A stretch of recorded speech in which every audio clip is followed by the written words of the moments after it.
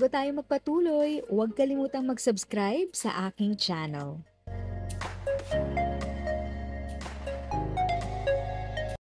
Thank you sa pag-click ng aking video. Good day po sa lahat ng mga nanonood. Sa mga bagong viewers at napadaan lang, by the way, I'm Tita Eda. Welcome to my channel.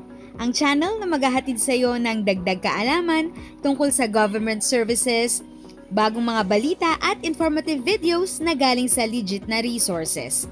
Mag-subscribe na para updated ka. DSWD nag-e-enroll ng karagdagang 300,000 food poor households sa Walang Gutom program. Sinimulan na ng Department of Social Welfare and Development, DSWD, ang pagpapalista ng karagdagang 300,000 sambahayang kabilang sa mga food poor upang maisama sa Walang Gutom program.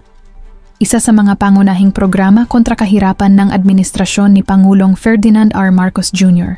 Ayon kay Undersecretary Edu Punay ng Innovation and Program Development Group, IPDG, ang bagong batch ng mga benepisyaryo ay magpupuno sa kabuuang 600,000 target households na nakatakdang tulungan ng programa para sa taong ito. Layunin ng inisyatibang ito na masigurong ang mga pamilyang kabilang sa pinakamahihirap ay magkakaroon ng tuloy-tuloy na akses sa pagkain at pangunahing pangangailangan. Ang Walang Gutom program ay nakatuon sa pagbibigay ng suporta sa mga pamilyang kulang sa pagkain sa pamamagitan ng food vouchers, digital assistance, at iba pang intervention na naglalayong bawasan ang kagutuman at mapabuti ang kanilang kalidad ng pamumuhay. Bukod dito, patuloy ding pinalalakas ng DSWD ang pakikipag-ugnayan nito sa lokal na pamahalaan at iba pang partner agencies upang matiyak ang maayos at mabilis na implementasyon ng programa sa iba't ibang rehiyon ng bansa. Iniulat din ni Yusek Punay na mahalagang hakbang ang karagdagang enrollment upang matiyak na ang tulong ay mas epektibong maipaparating sa mga pamilyang tunay na nangangailangan. Dagdag pa niya, bahagi ito ng mas malawak na commitment ng pamahalaan na tugunan ang kahirapan sa pagkain at mas palakasin ang food security sa buong bansa. If sa tingin mo, natulungan ka ng video ko na ito, nakasave ka sa oras mo, you can click yung thanks button at any amount ay malaking help sa pag-grow ng channel ko. Yun lang po muna ang aking update. Sana ay nakatulong na dagdag kaalaman ang aking shinare today.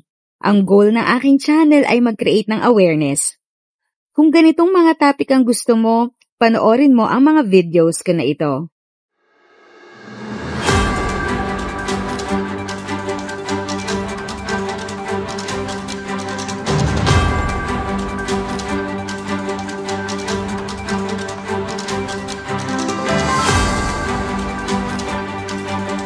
Thanks for watching! Kung may kapamilya, kaibigan o kakilala sa tingin mo ay magiging interesado sa video, please share or tag sila sa comment section. At syempre, if nagustuhan mo ang video, i-like mo na ito at subscribe ka na din. As always, feel free to write your questions, comments, and opinions respectfully. And continue to be a blessing and stay safe!